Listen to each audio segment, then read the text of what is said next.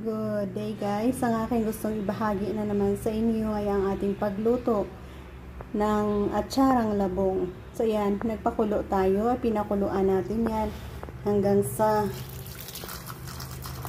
makuha natin ang paklat niya. Meron kasi siyang case na yan. Makukuha mo lang guys na mapakulo mo yun.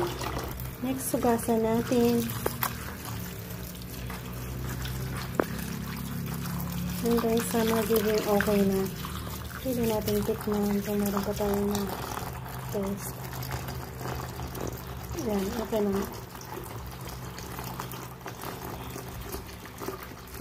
Matapos nating napakuluan, ito na pinigaan natin at mayroon tayong ibang sangkap na i-add-on dyan. Simpleng sangkap para sa ating atsarang bamboo shoots.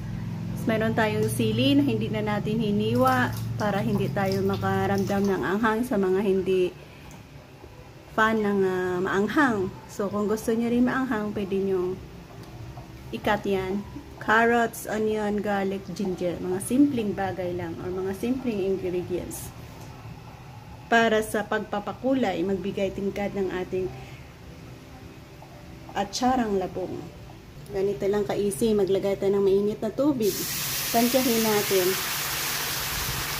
Mga 1 cup siguro. Dalawa. Konti. Tansyahin. Lagyan natin ng vinegar.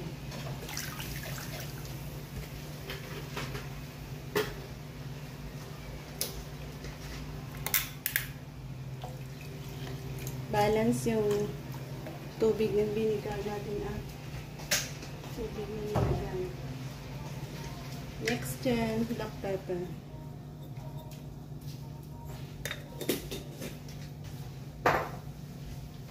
Next, some black pepper, asin.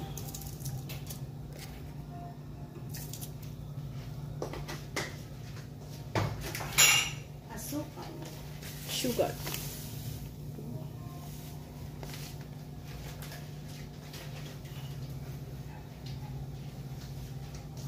Dissolve natin ito at next steps. Dahil sa hot water na ating nilagay, mabilis na itong kumulo balik. Na-dissolve na natin ang asukal at asin. Ang natira na yan ay black pepper na lang yan.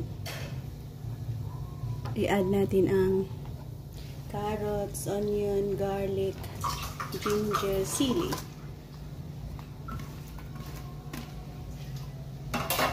Cover 1 kulo. And ready to add ang ating bamboo shoots. At kumulo na siya guys. Next na i-add natin ang ating labong. Tambo kung tawagin dito sa Iloilo. Wala kang hanghang na feel dahil nga sa hindi na durog ang ating sili. Labong natin na ang napigaan. Yan ang ating masarap na atsarang labong.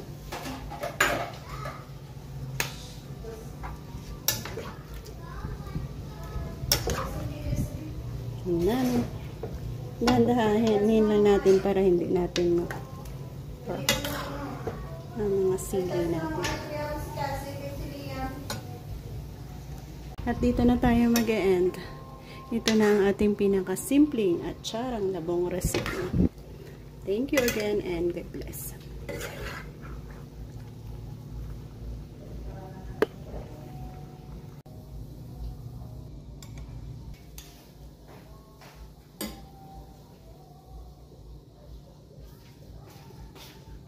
What?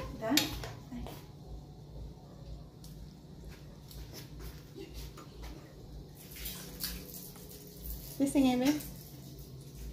Tara ba? Wala. Simple easy lang ito.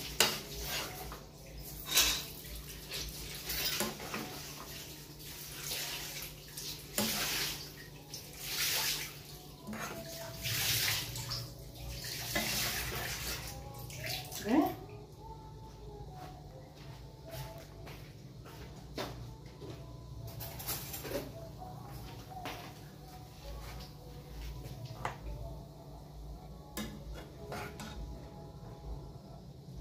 So, ayan ang ating Simply Easy. Sa aton pampagana, ang aton gimbuhat nga atsara nga tambo.